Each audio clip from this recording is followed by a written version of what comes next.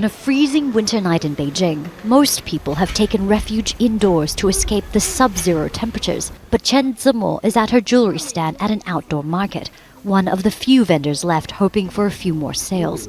On a good day, she makes just over $30. My income here isn't stable. I can make a bit more in peak season, but now it's so cold not many people come out to shop. But I have to keep doing it to make a living. During the pandemic, Chen took a break from her career in finance to look after her newborn son. But when she was ready to return to work, was unable to find a new job. We spoke to other vendors who didn't want to appear on camera but had similar stories of falling on hard times. One man owns his own small company but it isn't doing well, so he's selling trinkets on the side in order to make ends meet.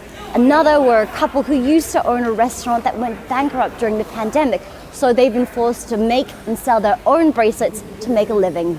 China had expected 2023 to be a year of booming post-COVID-19 recovery, but instead, economic growth has stagnated and the job market is tighter than it's been in decades. There's a consensus that the economy is quite weak and the policy response remain quite lagging and insufficient.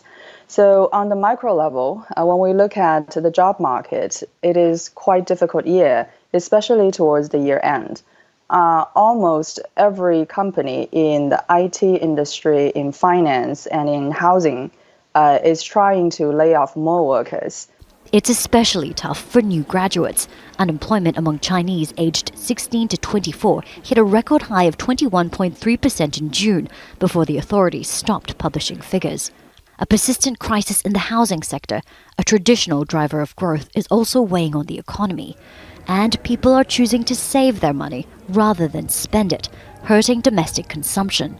The government insists conditions will improve in 2024. Overall, the favorable conditions for China's development outweigh the unfavorable factors. But until then, Chen Zimo says she will continue working at this market 10 hours a day, 7 days a week, hoping to make just enough to sustain her family for another day. Katrina Yu, Al Jazeera, Beijing. Make sure to subscribe to our channel to get the latest news from Al Jazeera.